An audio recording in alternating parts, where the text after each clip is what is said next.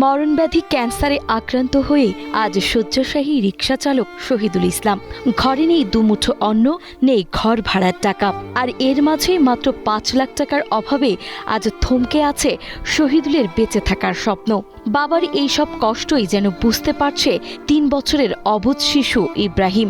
এই অবস্থায় বাবার কষ্ট কমাতে কখনো বাবার কপালে হাত বুলিয়ে দিচ্ছে, আবার কখনো মুখে চুমু খেয়ে বাবাকে সান্ত্বনা দেওয়ার আপ্রাণ চেষ্টা করছে এই নিষ্পাপ শিশুটি। আমি রিক্সা চালাই ঠিকই, এখন রিক্সা চালাতে পারতেছি না। রিক্সা চালার মতন ক্ষমতা এখন নাই। আমার গালের ভিতরে ক্যান্সার হয়েছে। যশোর সদর উপজেলার রামনগর গ্রামের বাসিন্দা শহীদুল ইসলাম মাস দেড়েক আগেও যশোরের রাস্তায় রিকশা চালিয়ে ৪ জনের অভাবের সংসার টেনে টুনে চালিয়ে নিচ্ছিলেন, কিন্তু হঠাৎ গালের ভেতরে ধরা পড়ে মরণব্যাধি ক্যান্সার, আর তাতেই থেমে যায় শহীদুলের জীবনের চাকা। বর্তমানে যশোর জেনারেল হাসপাতালে চিকিৎসকদের পরামর্শে জীবন মৃত্যুর সন্ধিক্ষণে দাঁড়িয়ে আছেন তিনি। রিকশার প্যাডেল ঘোরানোর সেই কর্মঠ মানুষটি আজ শুধুই এক টুকরো হাড় জিরজিরে শরীর নিয়ে বিছানায় পড়ে ধুঁকছেন। এই ক্যান্সারের কারণে আমি কিছু করতে পারতেছি না।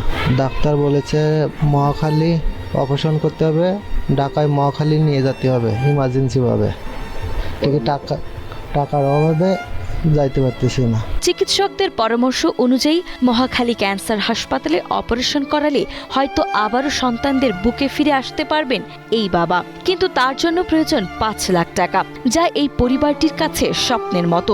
যেখানে প্রতিবেশীদের কাছ থেকে মাত্র ২০ টাকা ধার করে কেনা সামান্য মরিচ আর আলু ভর্তা দিয়ে চলে দুপুরের আহার, সেখানে এত টাকা খরচ করে চিকিৎসা করানো সম্ভব নয় কোনোভাবেই। আমাদের সংসারে কর্ম করার মতো একজনই ছিল, তার এই যে ১ মাস যাবৎ ক্যান্সার ধরা পড়েছে।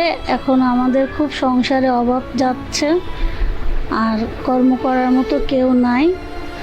আমরা এই যে ভাড়া বাড়ি থাকি, আমাদের ঘর ভাড়া দেওয়ারও বর্তমান কোনো সামর্থ্য নেই। ২ সন্তানের জন্য বাঁচতে চান শহীদুল, সেজন্য সরকার সহ সমাজের বৃত্তবানদের কাছে তার সঠিক চিকিৎসা করানোর জন্য আর্থিক সহযোগিতার জন্য আবেদন জানান শহীদুল ও তার পরিবার। আমার 2টো বাচ্চা আছে, আমি বাঁচতে চাই। আপনারা আমাদেরকে সাহায্য করেন। বাজার ওষুধ খরচেরও বর্তমান কোনো টাকা পয়সা নেই। ডাক্তার বলেছে আনুমানিক তো ২.৫ লাখ ৩ লাখ তো খরচ হবেই, তা আমাদের কাছে অত টাকা তো নেই, টাকাই নেই।